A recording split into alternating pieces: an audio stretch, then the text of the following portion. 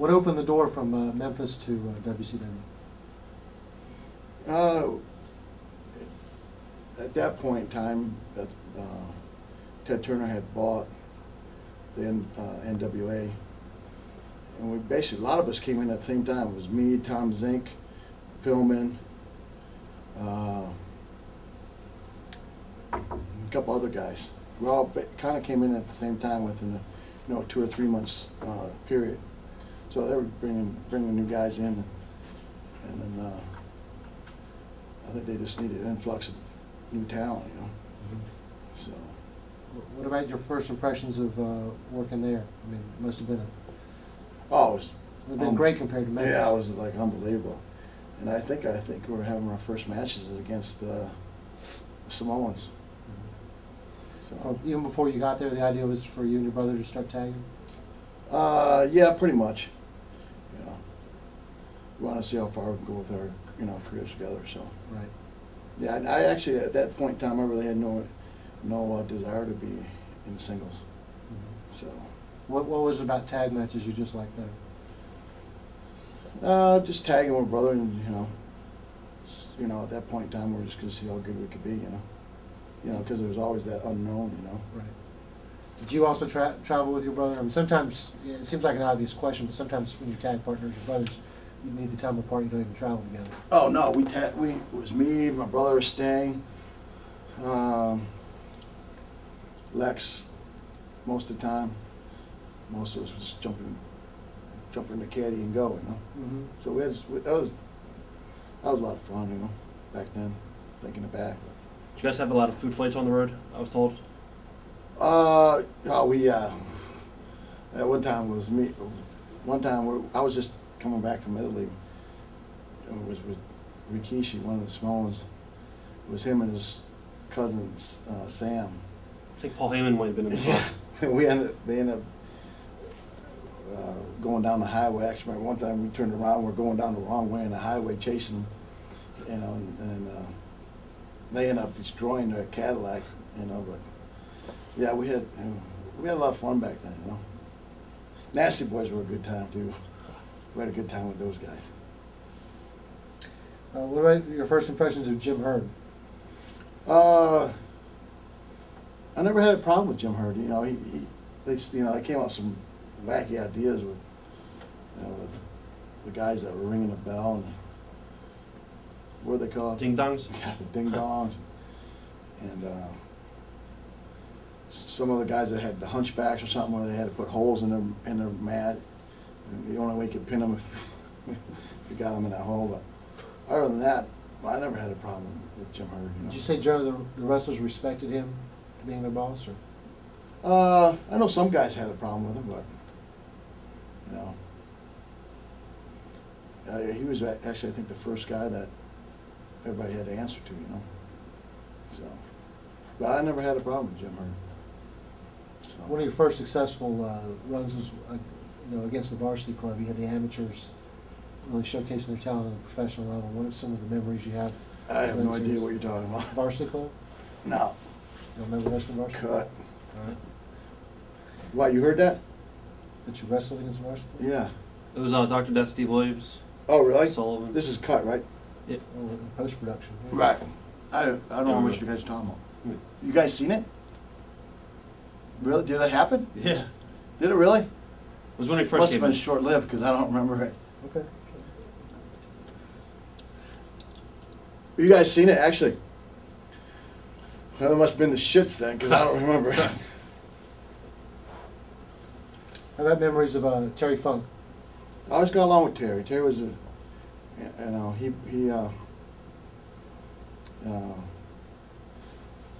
I remember his back was bothering him at the time, and I kind of felt bad for him. But Terry was a straight guy, I always respected Terry, We'll talk about some of the tag teams that you and your brother worked against. You worked against the Freebirds? Yep. Michael and Jimmy Garvin. We had some good matches with them. Mm-hmm. How about the Skyscrapers? They were good. They were good too. Danny Spivey and that. Who was your favorite, I guess, tag team opponent that you worked against? Well, the most fun we ever had was probably with the Nasty Boys and stuff, you know. Because we were both about the same age. We were both, you know, wild. Both just getting into it, you know. So we were probably the best matches, you know, most fun with those guys, you know, in and out of the ring, you know. Does it help a lot to have a good relationship with the guys outside the ring to put a good match together inside? I mean, if you're talented, you know, you could be the best friends, but be the shits in the ring. But it helps, but you still got to have talent, you know. But those guys were good, you know. I mean, I thought they were good and they were funny, you know. So outside the ring. Right. Worked against the Road Warriors. Yeah. One of the comments I know we were going to ask you about was in his book, Ole Anderson blames you for killing off the mystique of the Road Warriors. Just saying that generally that you guys just, you know, out wrestled them and kind of killed off the 10 years of credibility they were able to build up by just killing everybody else. Yeah, well, that's all they did was kill people. They never learned how to, you know. That's what the Road Warriors were. They destroyed somebody, you know. It's like, you know, they weren't going to destroy us, you know. So, you know, it was kind of funny how they put it, but that, you know, what can you do? You know, I wasn't going to get destroyed by them, you know. So you wouldn't feel like some of your best matches did not include wrestling against the Road Warriors? You know, some of them, but you know, they want to be King Kong, you know. And at a point in time that worked, but you know, and then after a while, that's basically was their downfall too, you know. So seemed like some of the more stiffer matches you had were against Doom. Oh, they were hell of an athletes, man. Ron Simmons, I remember when I was in high school, I remember him, you know, a picture of him when he was at Florida State, and Ron was legit, and he was a good athlete, and so was Butch, you know. And those guys were nice guys too, and we got along with those guys. Butch was more the, you know, fun guy. Ron was too, but you know, we'd mess around with Butch a little more because he was more easygoing, you know. But yeah, we had some good matches with those guys. Where did the Frankensteiner move come from? You know, I actually thought of the Frankensteiner was in Tennessee, but I didn't want to use it because you know, I was smart enough at the time to realize that somebody else saw it, they'd use it, and then so I waited till you know, for the right time to where I could put my name on it, and then people would know it was my move and that I came up with it. So, and now everybody uses it. So, well, it's good to leave something. Yeah, That'll be there forever. Yeah.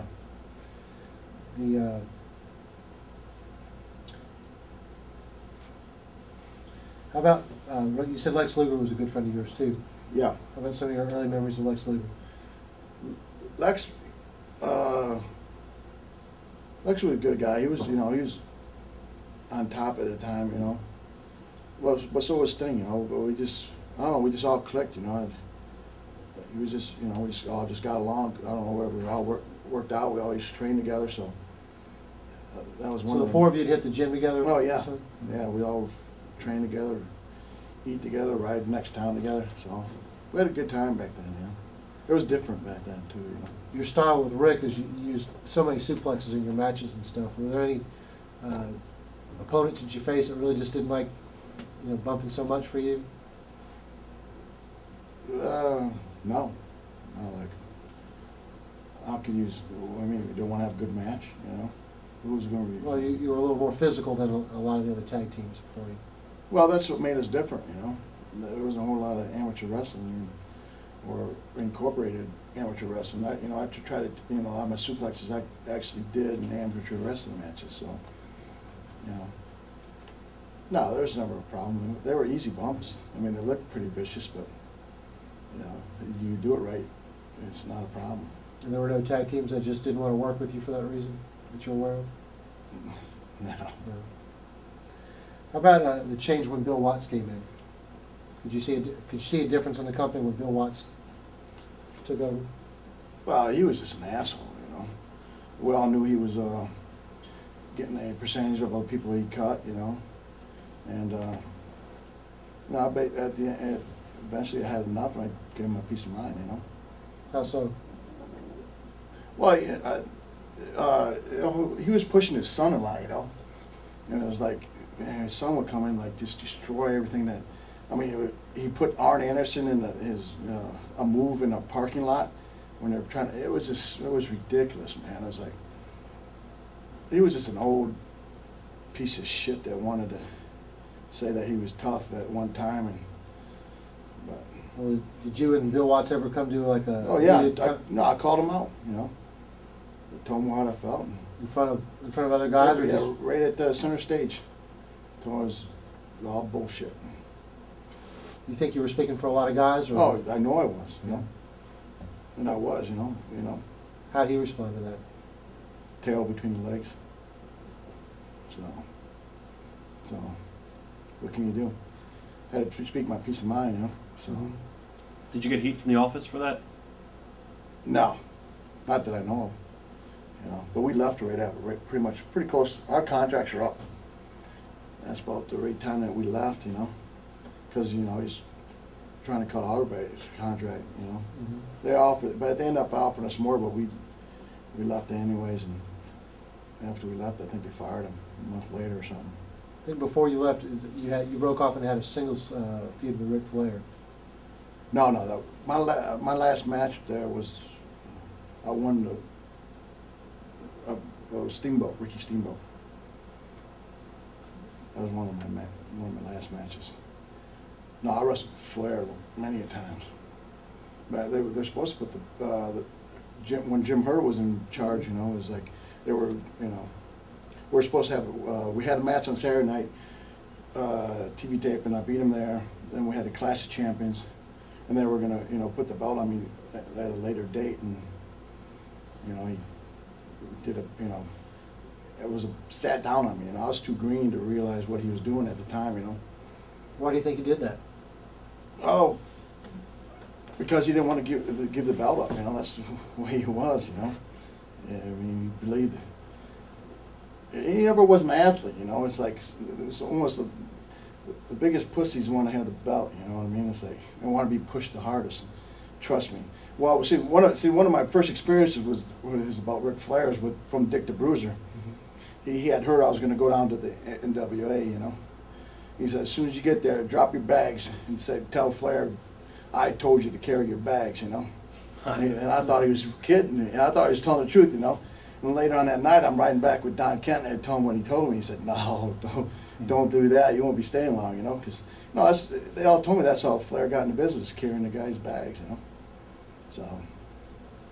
It's reported that Flair actually took a liking to you and your brother. He was really impressed with how tough you were, and actually tried to bring you into his fold. Is that true? Nah, not that I know of. No, he wasn't particularly friendly to you. Well, Flair's friendly with everybody, but he was just stabbing in the back, That's the way he is, You can't trust you. I also heard he used to ask you and your brother to wrestle against each other, just basically to watch for his entertainment. Never Is that true? happened.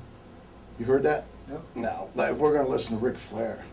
See, everybody has a misconception of Flair's this, that. He's as big as, it's like the Wizard of Oz, with the curtain down. You see somebody different on one side of the curtain than the other. Backstage, he's the biggest pussy you ever meet. What was your impressions of DDP at the time? He wasn't around, man. He was here and there, but he couldn't get a job, He was non-existent. How'd you end up with Missy Hyatt being your manager? Bookers. It was a bad idea? Nah, I was all right, but Didn't care? nothing made, didn't no sense, no rhyme or reason. Right. I don't think you were listed in Missy Hyatt's book. No. What did it say?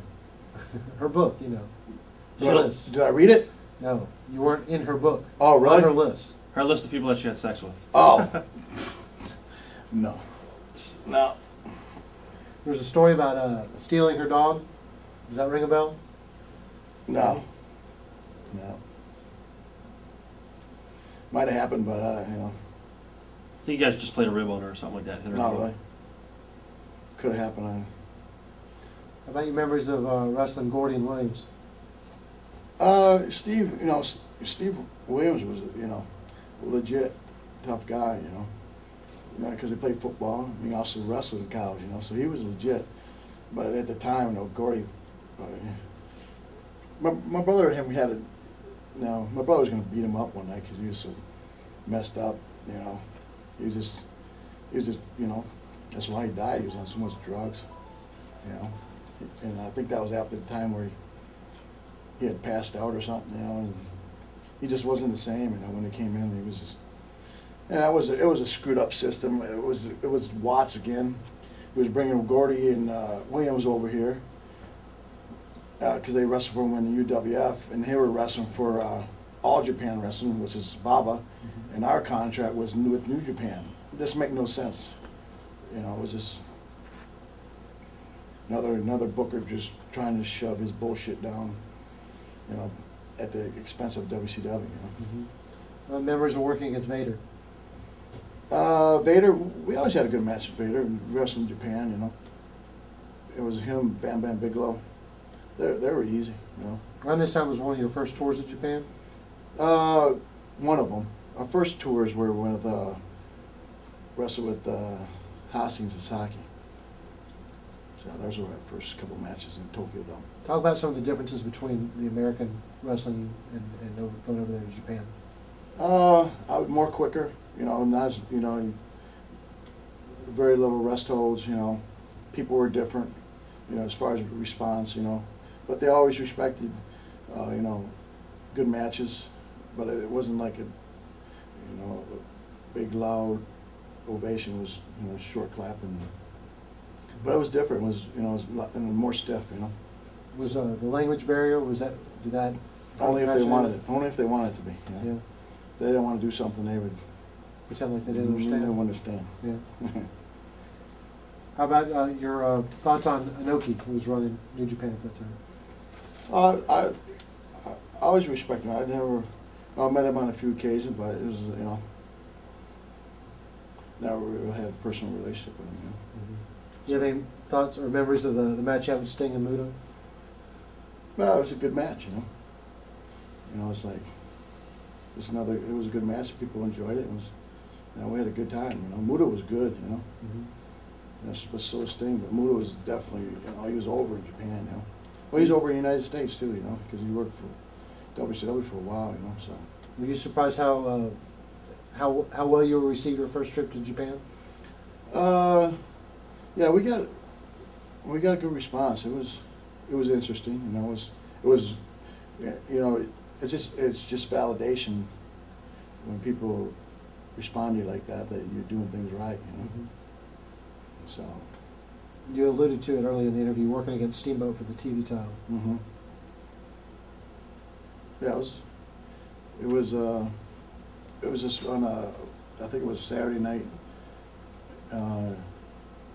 TV, and it was actually Watts wanted to turn me heel, you know, and turn me into a singles wrestler, and I wasn't for that at the time, you know. But I just wrestled a single match and beat him for, I think, the TV title or something like that. But that was one of my last matches there. Were any of these guys that you wrestled in WCW, I mean, you know, you're still early in your career in the business. Would you say any of them really helped you in terms of develop who you are today? No, we did a lot of figuring out on our own, you know. Like, we're all there together at the same time, like Sting and Lex, and, you know, it was not a whole lot of guys, old guys, that took you aside. It's like you had to learn on your own, you know. Basically, that was like it was with everybody, you know. Lex has been criticized about being, you know, his working ability not being really that strong. He had a great body from the beginning. But what's your take when someone says something like that about Lex Luger? Yeah, but who says it? You gotta look who's saying it, you know. It's like, well, you were in the ring with him, that's why. Yeah, Lex was good, you know. He looked great, and that's what he was known for, you know. And it worked for him, and he was over. So, you know, for people that criticize it can't work, they're like, who cares if you can do anything? Most of the guys that can do most things don't draw a dime anyway. So. What ended up being the reason that you left WCW to go to WWF? I think that we were just tired of it. We just wanted to change, you know, as WCW is, you know. Even back then, we had heard rumors that, you know, Ted was going to drop it, but I don't know. We had like probably 9, 10 different bookers, and it was just everybody just trying to push their own shit, and we just got tired of it, you know. So, but that was a mistake too, you know. We should never went up there. Should never went to WWF? Hell no, that was, you know, it was miserable. People were miserable up there. You gotta remember, that's when Vince was going through that steroids trial, you know. Mm-hmm. He was doing that Icro stuff and the bodybuilding, you know, and the bodybuilders had contracts at the time, which none of the wrestlers did, you know. It was a different time. We were, and traveling down WCW was traveling a lot worse up there, you know. And it was just, I mean, people were miserable, man. It was, and, you know, the reason we left because we got a better deal. Had a better deal in Japan than to stay there. We only stayed there, you know, 11 months, I think. You know, Mm-hmm. we had to get out of there. It was killing us. So the pay going from WCW to WWF really wasn't the sole or even the main reason. You were just kind of fed up with WCW. Yeah, we just wanted to change, you know. Mm-hmm. So. Did you look at Japan as a way to make that where you're going to primarily wrestle? And was that always in the back of your mind? No, just how things worked out, you know, and they you know, and it worked out good, you know. I thought it worked out good, and because things got worse in WWF at the time, you know. So. When you left, Sting and Lex were still back in WCW? No, Lex was up there before we were. Was he up there before you? Yeah, Lex was went up there and was going to do the bodybuilding thing, and then he got in a motorcycle accident and screwed up his elbow. Well, he was up. You said everybody was miserable. You must have talked to him before you made the decision to go up there. Yeah, but he didn't know how it was because he wasn't wrestling. He was going to break in. He wasn't on TV as a wrestler yet. He was going to go in there, and the plans were he was going to start out with bodybuilding, and I think he ran past me like he was going to finish second or something, and then they were going to do a spin-off from right there to where he was going to start wrestling, you know. Mm-hmm. Was there ever talk, whether it be in WWF or back in WCW, the first time that you and your brother were going to, feud in a singles match? And that's usually what happens in wrestling. You know, they start with a tag team, they turn, and then. No, they never discussed it with us. You know, it's like, well, actually, one Royal Rumble they wanted us to go. You know how that goes. I was going to be in the ring. My brother was going to be in the ring. We'd go at it, but we didn't go for it. You know. Talk about your loss to the Quebecers and leaving the WWF. No, just wanted to get out of there, so no big deal. And they were fucking horrible. Yeah. Yeah. So, but something we wanted to get out, you know. There wasn't more to that match with the Quebecers in terms of the finish not being what it was supposed to be, or. Oh no. Not unless you've heard something different. I'm asking you. No. So straight up. Yeah. What? Tell me why you heard something. No, I'm just digging here. Oh, come on, man. Time I was going to ask you something. All right. Well, time out first. Okay. What are you talking about? No, I was trying to get him because I thought there was a story about the Quebecers' last second decision. They threw them in there just to get you out of WWF. Yeah, I guess you were already planned on leaving. To get us out. Do you remember what it was, Rob? Sean, what do you remember? Supposedly there was a rumor that you and Vince had a falling out, and they just threw the Quebecers in there to get the belts off of y'all. Y'all was on your way out. Oh no, I don't. No. So there was never any falling out with you and Vince that led. Oh yeah, I had a meeting with Vince. We had a meeting with Vince. We back on now? Yeah. Yeah, I had a meeting with Vince when we were pissed off about the payoffs and stuff, you know. And he actually felt bad, you know, because he promised we'd make money. We did. So that's one of the reasons why we could break free, you know. Mm-hmm. And no ties at all, you know. He let us go. And I think he felt bad because he couldn't pay us, you know.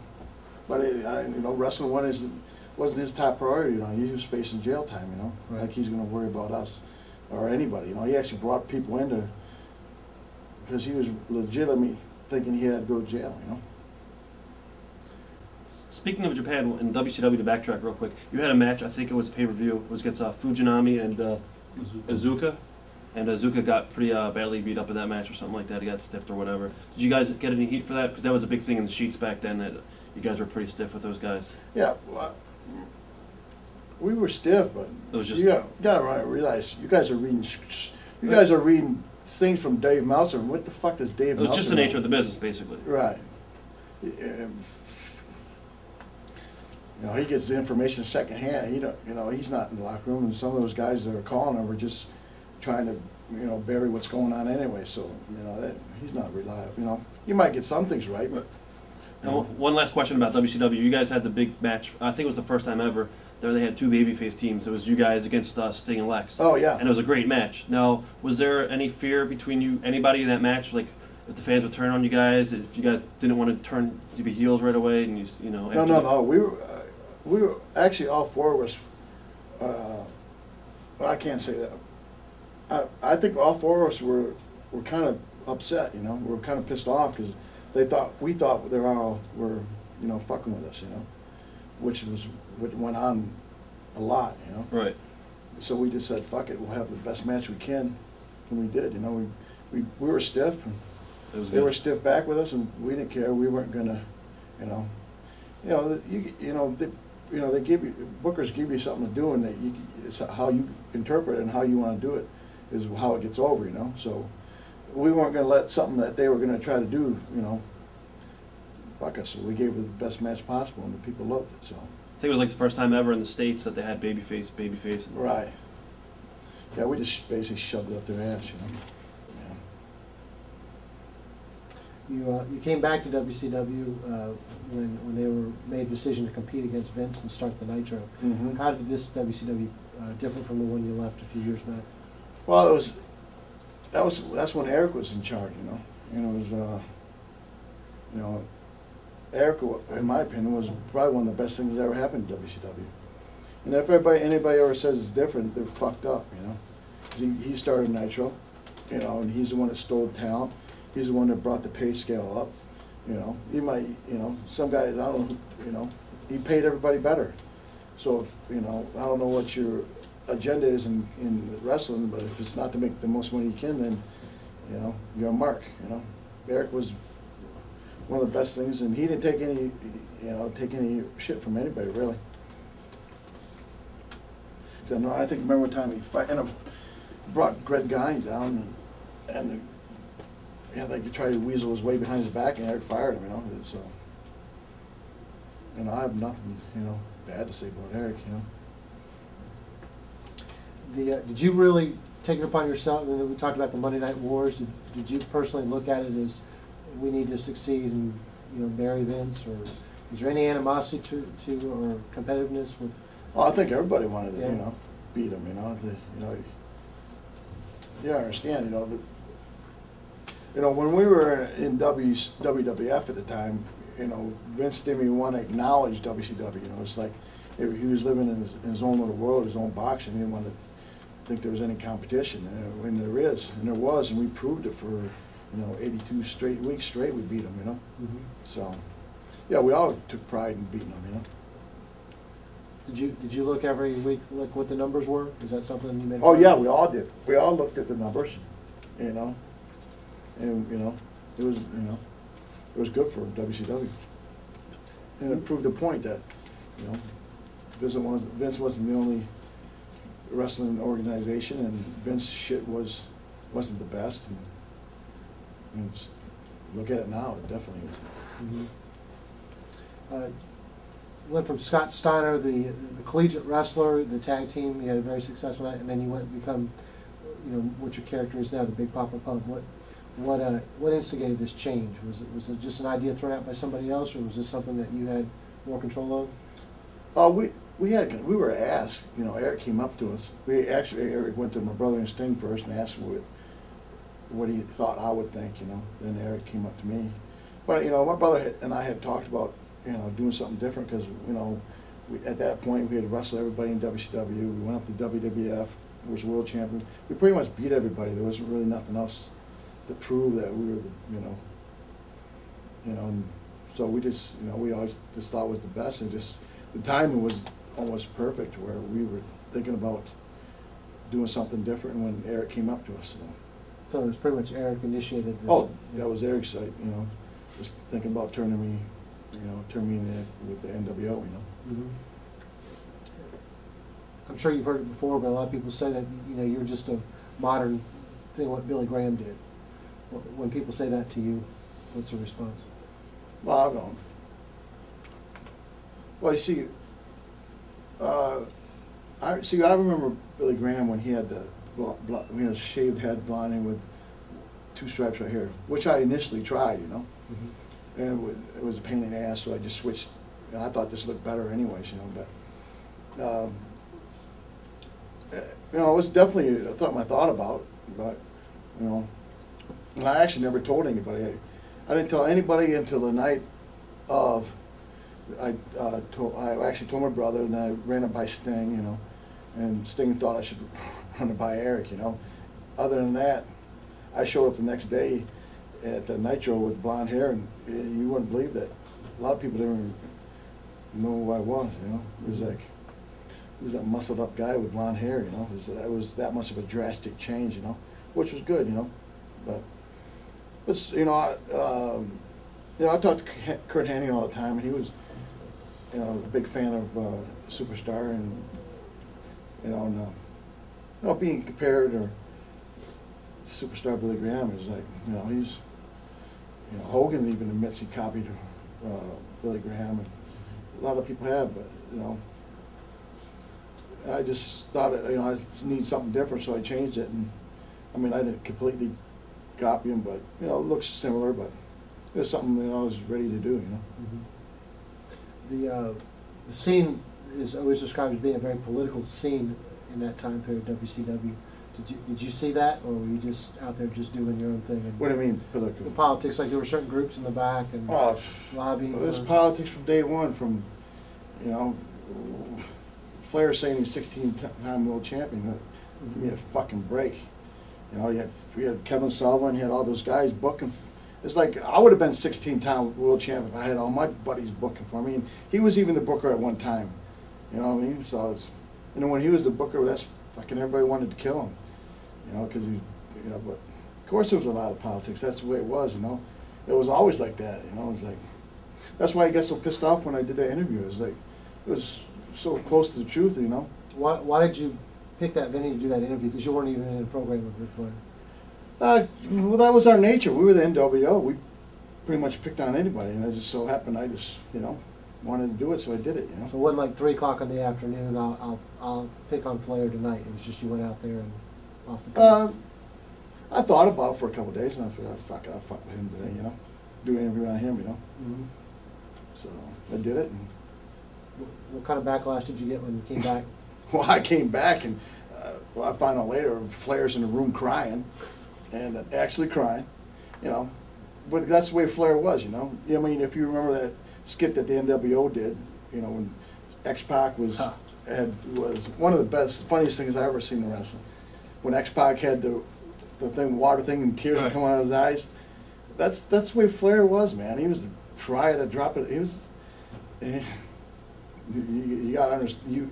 You gotta see it to believe it. It's embarrassing, you know. But that's when I came back and I heard he was crying, and then yeah, they actually tried to get me fired. He actually tried to get me fired, you know. Went through J.J. Dillon, you know, and Bill Bush. Bill Bush didn't know what the hell he was doing, so he was listening to. Of course, he was listening to Kevin Sullivan and J.J. Dillon. It was still the same fuck characters that were bringing WCW down, you know. Did you feel like every time you went to WCW there was this ceiling with the, I guess, the older guys like Flair and stuff, and they were... Yeah, it was always like that, you know. Mm-hmm.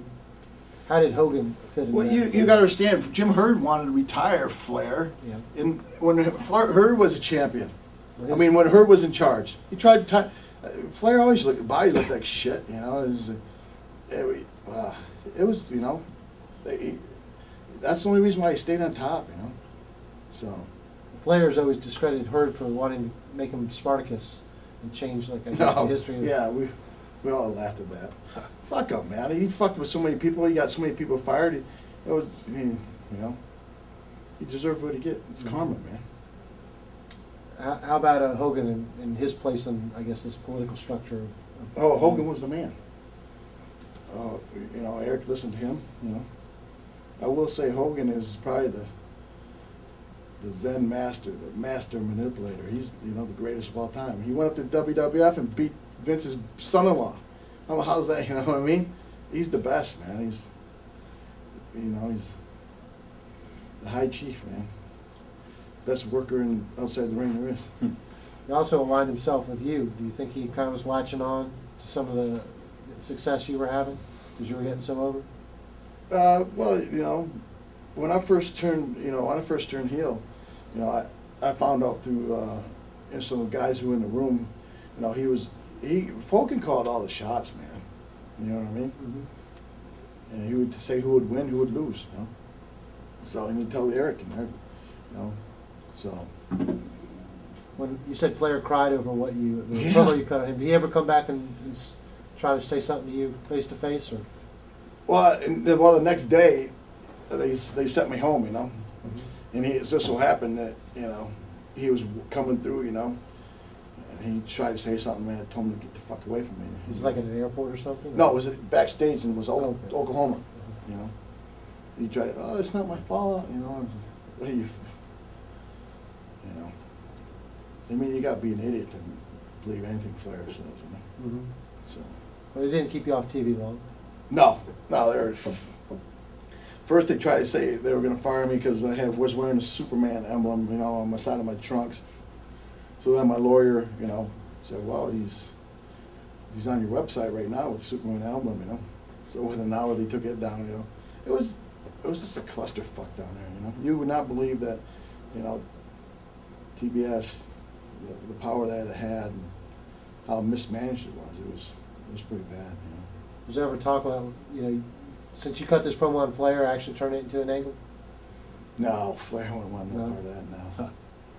But you know, the thing that, you know, I also did a hard interview against Hogan too, you know, and I actually compared the two, you know, because I had nothing against. Actually, when I was coming back from right before I had back surgery, and Hogan had just left the NWO, and I cut a, you know, pretty good interview on him, you know, and it's like, I compared the two. So look at, man, like I said, they had this here, and it was pretty much, you know, pretty much hardcore, you know, and they you know, they did what they did, but they couldn't, you know, it was nothing they could do. Do you remember the promo you cut on Kimberly Page? Yeah. Which one? What inspired that? No, she's messed up, you know. She actually, I think we had a conversation about, she thought, you know, women were drawn or something like that, you know, but she's, you know. You allegedly harassed some of the Nitro girls. Well, they were just a bunch of tramps, man, from Atlanta. I never harassed any of them, you know. I didn't give them the time of the day, you know. It's like, one was a cold core, you know. It's like, they were messed up girls, man. They're strippers, you know what I mean. Kimberly Page tried to strip, and she was so bad that they fired her, you know. I mean, that's the honest God's truth, you know. It's like, because I know guys that were managers at the strip club at that time, you know. Mm-hmm. So. You ever visit that Gold's Club? Oh yeah. Yeah. Yeah. You get treated well there? Oh yeah. Huh. Yeah. Atlanta has, you know, Atlanta's a good town. You were suspended for unprofessional behavior prior to the June 27th Thunder tapings. Is there a story behind that suspension? Man, I don't remember that. No, I'll be honest with you, I have no idea. Could have happened, I don't know. Were you frustrated to be in WCW at that time, or would you say it was did you have a lot of fun working at that time? Well, there was a lot of frustration, but you know, it was a good time, you know. That's probably the best time, you know. I actually talked to Eric, and he said we really didn't realize how good we had it, you know. It was definitely a good time. Mm-hmm. Scott Hall was fired around that time. Right. I think it was fair the way they fired him. Oh, I actually. And Scott Hall is, you know, everybody knows he's messed up, but Scott Hall is a good wrestler, you know. Scott Hall can draw money. Scott Hall is he's a great character, you know. It's like, that's just another person being messed with, you know. Mhm. So, but I guess he ended up getting his money anyway, so worked out for the best. You met Vince Russo, I think, when you were in WWF, and then he came to WCW. Were you a fan of his? Well, I actually had a meeting with Harvey Schiller to, you know, steal him away, you know. Oh, So, you did? Yeah. So I was talking to Jeff at the time, you know, and then when he was, and Jeff could get out of his contract, you know, and because, you know, you gotta understand, like at the time we were taking private jets to Nitro and then coming back, you know, so I talked to Eric, and Eric would say, man, I'm trying to find a booker, but there's nobody there, you know. So he was always looking for something. I mean, he knew the booking was the shits, but he just didn't know who to turn to, you know. So. Just remember that a lot of people in their contracts had, you know, clauses in there that allowed them to have control over their characters in WCW. Did you have any type of clause in your own contract? I don't know who had that. Maybe Hogan. But Hogan had a lot of things, you know. So if they gave you something that you didn't want to do, did you go along with it, or did you have the ability to say, I don't Oh, know? no, I went along with a lot, but, you know, if I didn't like something, I'd just, you know, so it makes sense, and I wasn't going to do something stupid. Mhm. But you got to understand, at that time, I was coming up with a lot of my own stuff at the time. What kind of stuff did you bring to the character? Well, you know, it was my idea to look like this. You know, it was my idea to, you know, that's when I actually lost, you know, leaned out a lot, you know, and then a lot of those ideas at the time, you know, was like, it just happened at the time, like, it was Marcus got hurt with his neck. My brother was hurt with his shoulder, and I was hurt with my back, you know, but we were still doing TV, you know, every week, and we would just come up with our own storyline, you know. Mhm. So a lot of that stuff was what we wanted to do, you know.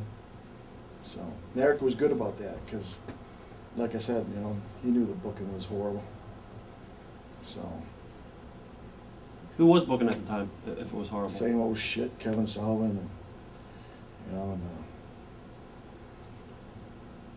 they had a committee of guys, you know. But it was, you know. Was there ever a time with all those rotating booking committees and stuff that you felt like they had something, or was it just always a mess? No, it was,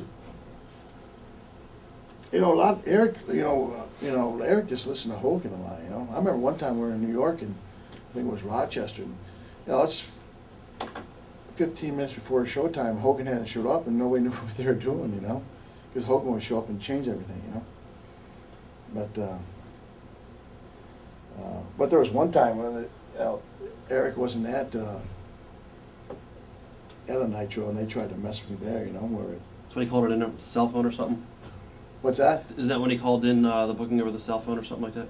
No, I don't know. They tried to do something, and JJ came out, and I was supposed to do an interview, you know, and then they cut my music.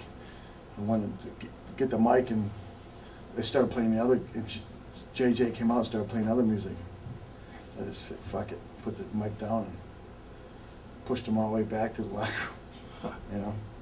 And you could tell it was a fuck segment, you know. The headdress and stuff, that was all your idea? Oh, yeah. Yeah, nobody's going to come up with ideas for you, you know. You got to come up with your own. So. Did you ever feel like the whole NWO got watered down by bringing people in and out? Yeah, NWO got watered down because they started letting too many guys in. Then they do what they do, the Latino World Order, and this, and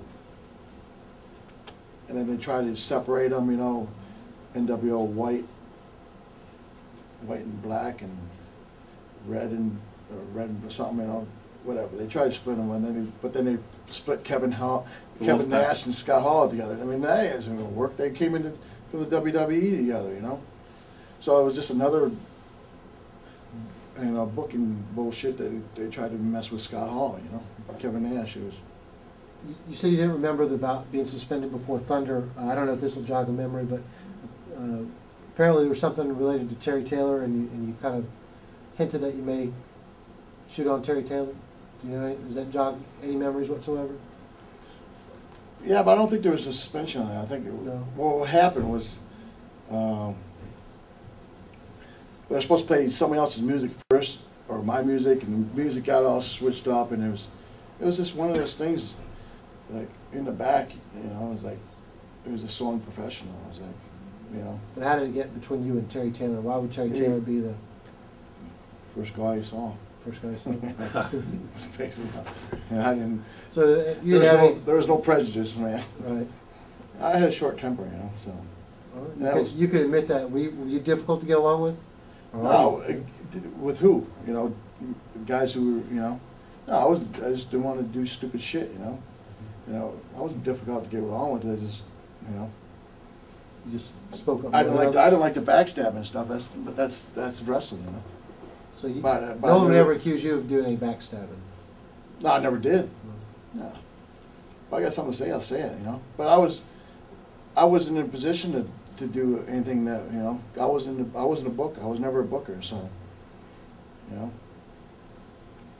Do you have any memories of when Bagwell got injured in the ring with your brother? Do you remember? Yeah, I was there. Yeah. I'm the one that turned him over, you know. It was pretty weird, you know, because I pushed him over and I was supposed to turn him over and his whole body was just limp, you know. Mm-hmm. It was pretty weird, you know. But yeah, we went to the hospital later on that night and he had an operation, you know. It was weird though. It was like he had an operation, he was in the hospital. My brother was in the hospital for getting his shoulder done, and then I went to the hospital because I had a bad back. We're all in the hospital at the same time. Same hospital. How about the Bill Goldberg phenomenon? Bill was, you know, took off like and no other, you know. It was just amazing, you know, what he was able to accomplish in such a short time, you know. And not too many people could do it, you know. I mean, look at Steve McMichael. He was a phenomenal football player. You know, there was a comparison between him and Goldberg. It's non-existent. McMichael was, you know, probably a Hall of Famer, you know. It's like, but Goldberg picked it up and McMichael never did, you know.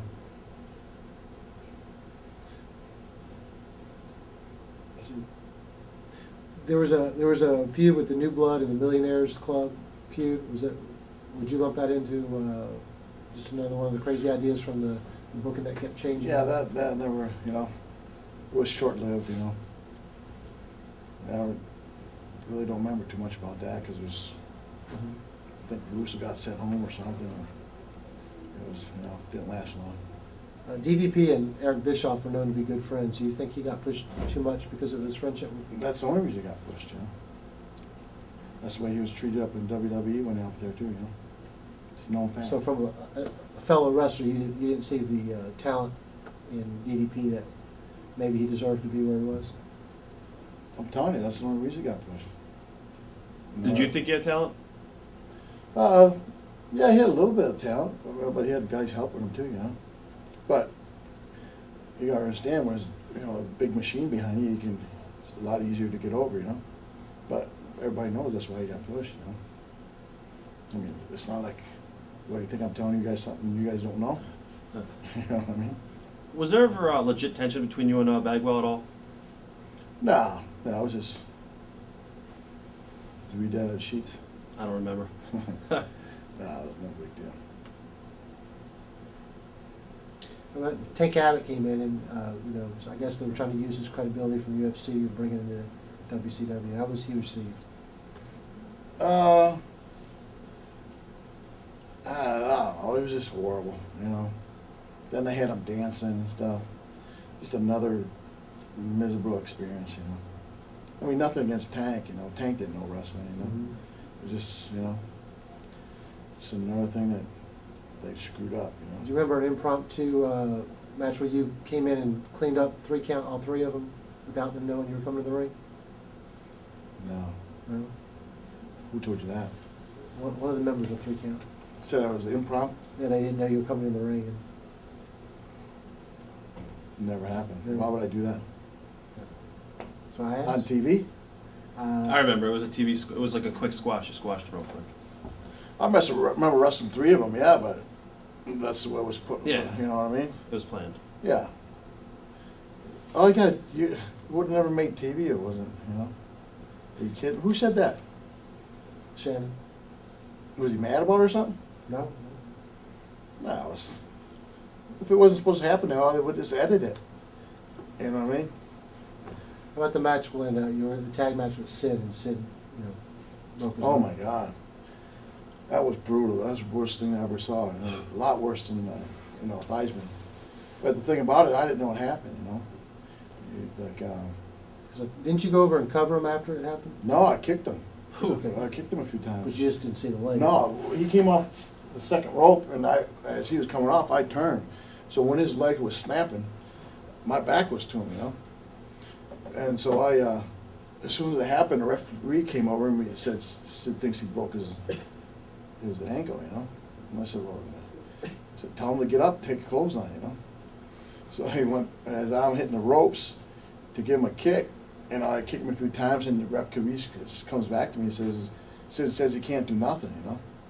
So I kicked him a few more times, and I don't know if I tried to pick him up or not, but, you know, then we just went into I just covered him, you know?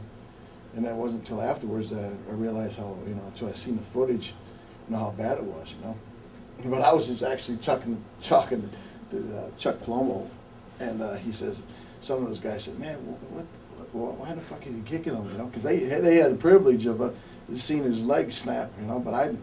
And they thought I saw it, you know, but I didn't see nothing, you know. So. Remember the interview in St. Louis that you cut on Mark McGuire?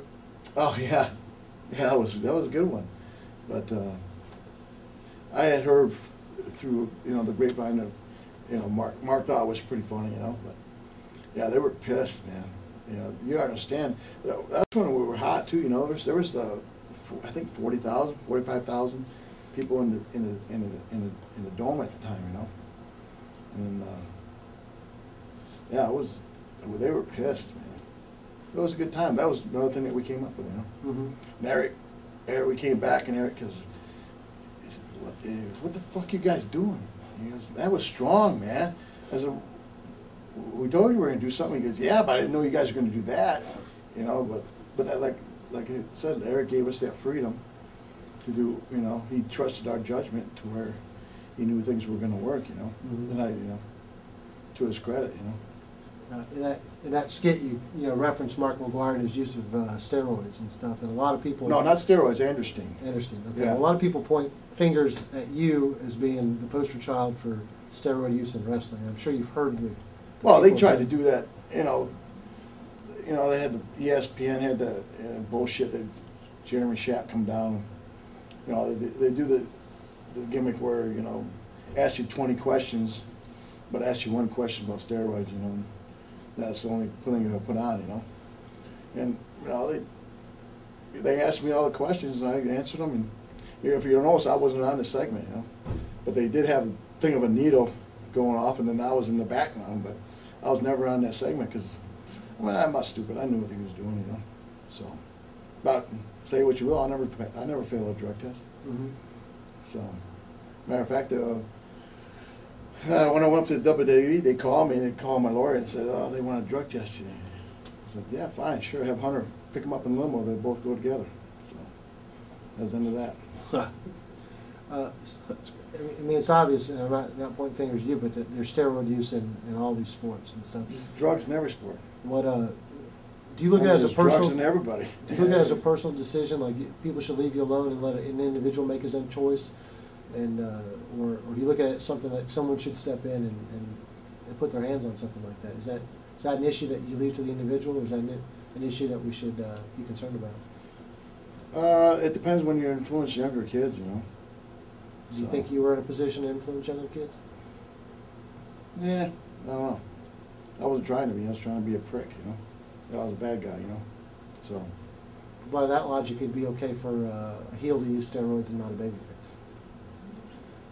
Yeah, you know, accuse me of what? You know, like I said, I never, you know. What are your views on steroids? What view you look at? As far as you endorse it, as far as taking it to help injuries and, you know, when you're on the road schedule and stuff like that, Well, and heal up? steroids have been around since, you know, the 40s. And baseball say now they're just learning about them. You know, it's full of shit, you know what I'm saying? But they were made for a reason, they work. Have you personally ever taken them? No. So if someone asked you how you got so big compared to the Scott Steiner they remember you tagging with your brother in the 90s. Well, you gotta understand,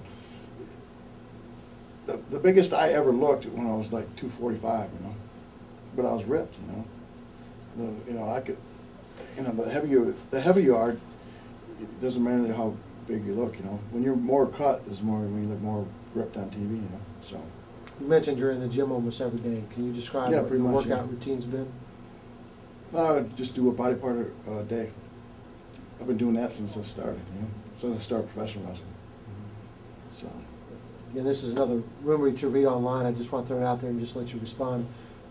They've said that both you and Buff Bagwell got implants for your calf muscles. Have you ever read that before? No. Is that the first time you ever heard someone? Yeah. No, but it's no fact. But Marcus tried it, you know. Yeah. He was on a TV show saying, you know, advising against it, you know. But no, I've always had good calves. So. What about growth? Ever try that or no? No. Does it bother you to see that there, you know, drug use in general, and not just talk about isolated steroids, but drug use in general has, you know, been linked to the death of a lot of wrestlers. Just being a fellow wrestler yourself, I mean, Well, it's the truth, you know. is the problem in wrestling worse than society? Is it worse No. than other? No? No, it's a microcosm of society. Yeah. Just so happens that guys were unfortunate, you know. So, I mean, the autopsies were there. That, you know, everybody knows what they died of, you know.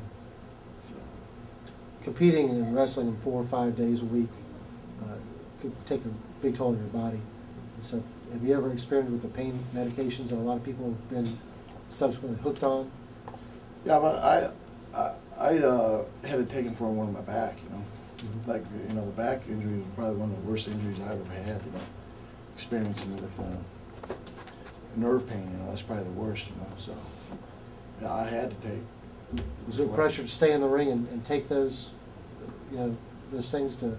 No, I would push pressure on you, but I had to take just to get, you know, I was living in hell, man, when I had my back surgery, you know, before I had my back surgery.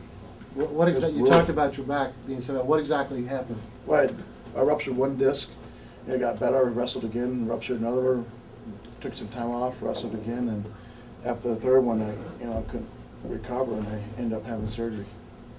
So, and it helped, you know. So. Were you particularly fond of your series of matches you had with Booker T? No, it was. They didn't stand out for you? No. When I beat him for the title, people cheered, and then I was the heel, you know. Mm-hmm. So, no, just. Do you have any emotional ties to them being part of the final Nitro? What do you mean emotional ties? Mm-hmm. Everybody knew they were fucked. You know what I mean? Everybody knew the business was, you know, one guy owning the whole thing was going to be, you know, screwed. Mm-hmm. And it's ended up being true, you know. So, Where- but they'll admit that themselves, you know. Right. Where did you see your place at that? You know, if you could remember back where you were at that final Nitro, what did you think the next 3 years were going to be for you? I really didn't give it much thought, you know. It was like, Were you one of the guys who had the contract that would take you beyond when Nitro ended? yeah. Yeah, so I didn't have to worry about nothing until, you know, my contract ended in November, December, something like that. So. You didn't go to the WWE right away after your contract expired. Yeah, they wanted me to take a buyout and stuff. It's like, you know, some guys did, you know, but I wasn't going to do it. Plus, I was waiting for my foot to heal, you know, so I had to wait for that. The buyout offer was to come back and wrestle on TV for. Yeah, they had some angle. I think it played out where, but I knew it sounded like a bad idea. Mm-hmm. Plus, I wasn't going to take a buyout. You know. Well, what prompted your return to WWE? Because you were out for a few months, or almost a year, wasn't it? Yeah, it was close to a year. You know, they offered me money. That was pretty good. Was there previous unsuccessful attempts to get you in there earlier? Yeah, I was actually supposed to, they contacted me right before WrestleMania. And I was supposed to be, they were talking about, mentioning that, they talked to my lawyer and said something about me tagging with Austin against Scott Hall and Kevin Nash. So. There was just not enough money on the table to. Yeah, something like that. And you gotta understand, I just let my lawyer take care of it, you know. So, unless they came up with the right number, I told my lawyer not to call me, you know. Mm-hmm. So. Well, when you finally did agree to, for whatever number you agreed to, what was the promises made to you? I mean, do they have you outlined with being certain programs? Oh, they said they're going to push me, you know. Mm-hmm. But I had heard rumors they were just going to bring me in to, you know, face Hunter and you know, and that was it, you know. Matter of fact, one of the ring crew guys brought me an article from the Pittsburgh newspaper where it said, you know, saying to the fact, you hope you don't get treated the same, blah blah blah, like other WCW talent. Hopefully Vince will, you know, do it, you know. It's different than what he's done with other WCW talent, but he basically treated, you know, me, Goldberg, Kevin Nash, Scott Hall, all the same, you know. So. We say all the same. Yeah, we just put his thumb on us, you know. I mean, I couldn't even do my own interviews, you know. They had to write out your own interviews, and you know, went from writing your own interviews, and you had to practice them in the back. I mean, it was brutal. So. Why do you think he did this, or particularly to you? He did to everybody. That's the way it was up there. It's like, well, you know, it was just, you know, control freaks, you know. Mm-hmm. And then we were taking. There was like 4 or 5 little guys, you know, can't be more than 5'6", 5'8", trying to write TV what's cool, you know, and like, it just wasn't working, you know. If you were to critique your own match against Triple H, what would you say about it? That wasn't very good, you know. Why? Well, it takes 2 people, you know. If one guy don't want to have a good match, it's not going to be a good match. I mean, that's pretty simple. Why would he not want to have a good match with you? You think he felt intimidated? For whatever reason, you know. Probably, you know, things Flair was saying to him, you know. I don't know. So, but I knew going in, you know. After that, you know, I knew I was screwed, so. But, you know, that's his company. Look where it's at now. You did, probably not very memorable for yourself, but you did an angle with Test, fighting over Stacy Keibler. Yeah, brutal. Really? Yeah, well, I mean, they wouldn't let us do anything, you know. It's like, you know, Stacy was still wearing the wholesome clothes, you know, and I at least wanted to try to make her dress a little different, you know, where she was, you know, dressed a little more like Medeja and stuff, you know. And actually, they wanted one Nitro, one Raw, they wanted us to go out there and just kiss, you know, out of the blue, you know, just in a mad, passionate kiss. And we both looked at each other like, what for, you know? Why would we do that? We had the chemistry wasn't there to, you know, for that to happen, you know. It's like, so we didn't do it, you know. You mentioned Medeja, and we totally forgot to bring her up. Did you bring her in, or was that somebody else that saw her? No, they were there, and it just happened it was Medeja and another girl was Kim. They were kind of like, and there was like 5 of them at one time, you know. And we just kind of like, her and Kim, like, we just kind of hit it off, and we were just friends, you know. So, but You have more respect for her she's, you know, pretty involved in bodybuilding herself? no, she's actually a down-to-earth girl, you know. So she's cool, you know. Like a lot of these girls are just, you know. You think she liked wrestling, or was she just there to pick up a paycheck? Or? She was trying to learn it, you know. You know, she got in the ring. She went down to the power plant. She was trying to learn it, you know. So. You're supposedly a difficult guy to do business with and stuff, but have you ever? Yeah, but you got to ask you this question. Okay. Have you ever refused to put another guy over in a match? No. No. I mean, I've talked about it before, but no. I mean, you know, you got to. you're getting information about cheat sheets or something, or Dave Meltzer. You gotta realize who's calling those sheets. You know. Well, we do these interviews because all we have access to are these cheat sheets. So Right. we ask you these questions, and you. No, I understand, but who do you think is calling the cheat sheets? You know.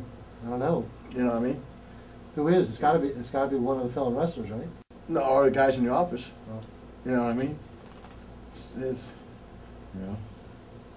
And plus, there's so many ways you can bury a guy. You know. Like when we first got into WCW, we were getting over and stuff, so guys would start saying, "Oh, they're hurting everybody." We weren't hurting anybody, but they were just, when old timers are in charge, they try to keep the young guys down, and that's the way that was one of the ways. And then that didn't work, so then they're difficult to work with, and that's just the way it is, What's your opinion of like the cruiserweights? The cruiserweights were a big part of the Nitro success, but they were always the first half of the show, and it was you guys on the second half of the show. Right. Do you respect the work that the cruiserweights did? Oh yeah, they definitely, like Rey Mysterio, they definitely fly around, Definitely do, Rey is probably one of the few that, that I will watch, but the big guys draw the money, Mm-hmm. So that's a fact. It's always been a fact. Right.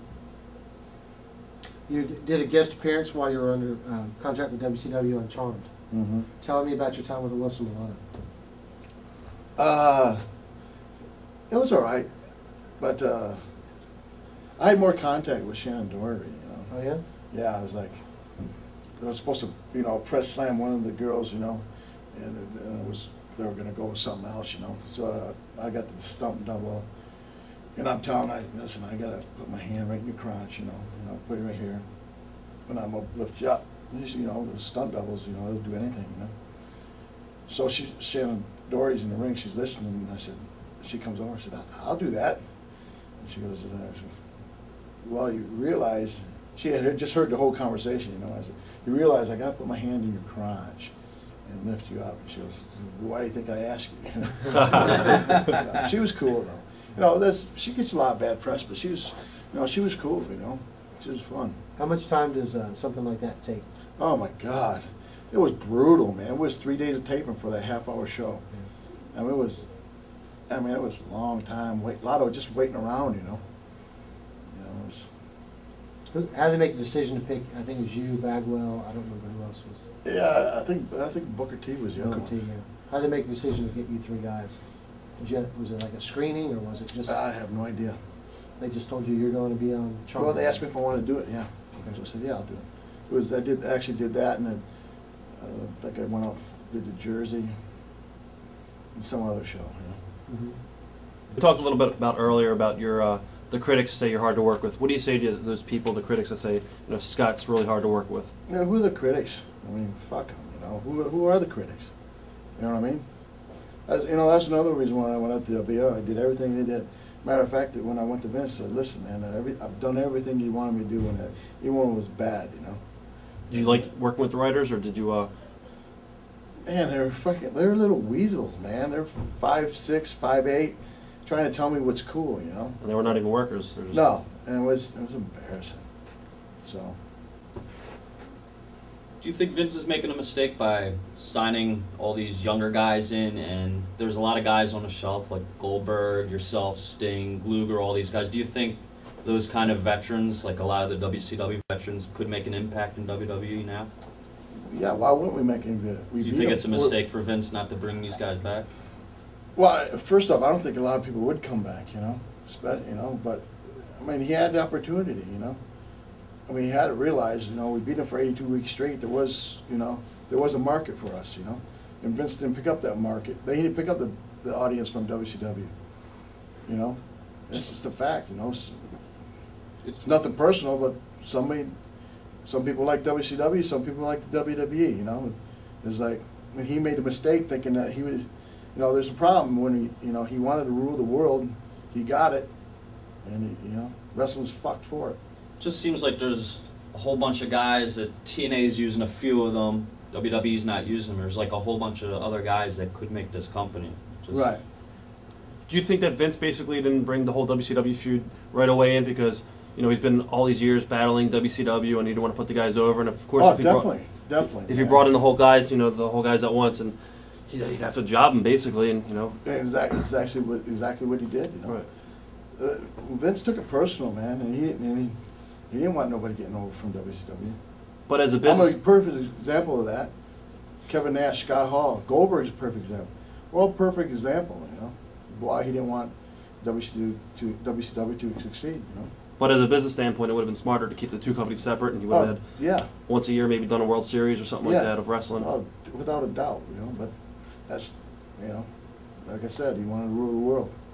Yes or no answer. Do you think if NWO, like the real NWO, made a comeback in WWE, that would draw like long term? They did that, sort of. But I mean like a real one with. Yeah, if you let somebody else Right. do it.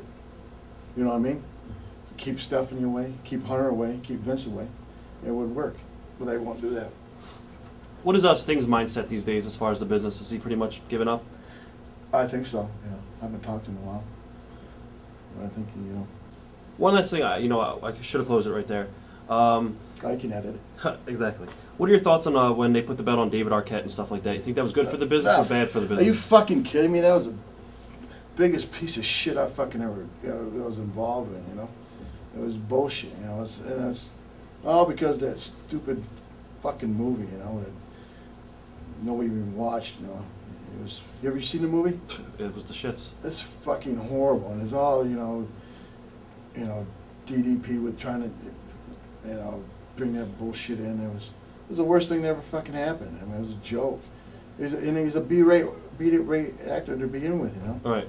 It's not like he was putting on Arnold Schwarzenegger or something, you know. And that's still one that made a difference, you know. It's like,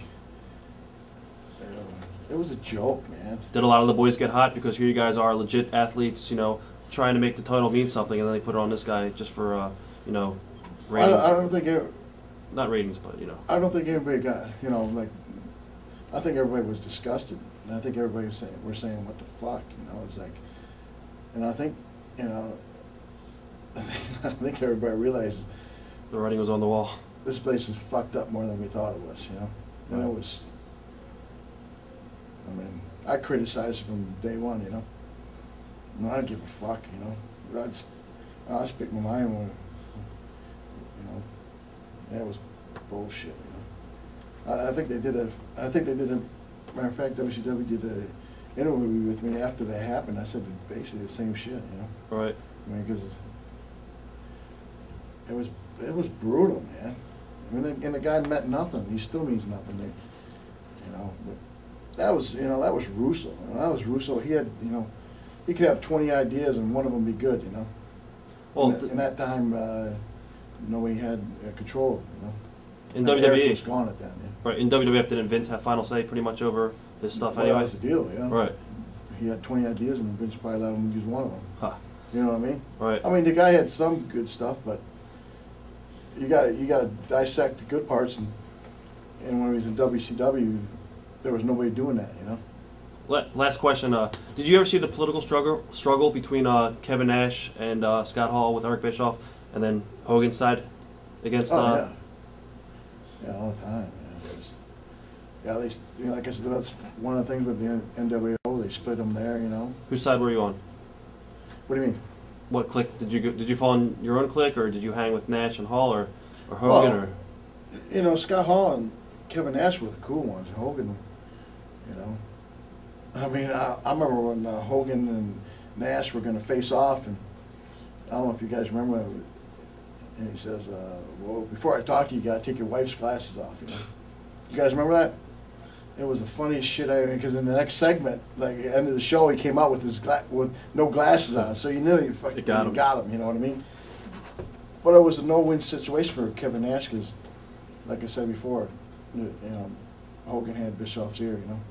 Did you ever meet Jim Hellwig at all, Ultimate Warrior? Yeah, I met Jim. Actually, I met Jim when he was in the UWF in Oklahoma. You know. What are your thoughts on Mr. Warrior? That's his name now, right? Warrior? Yeah. I mean, anybody that changes their name to Warrior is fucked up. You know? Are you kidding me? It's like Nikita Koloff changing his name to Nikita Koloff. Right. How fucked up have you got to be to do that, you know? But I don't know. He's definitely think he's fried a few brains. Because he came down to WCW, you know, at the end when Hogan had to beat him back, you know. It was like. Do you agree with that? You think that's one of the main reasons because he had to get his victory back from WrestleMania 6? Probably, you know, because I mean it was horrible, you know. All right. Who knows, you know.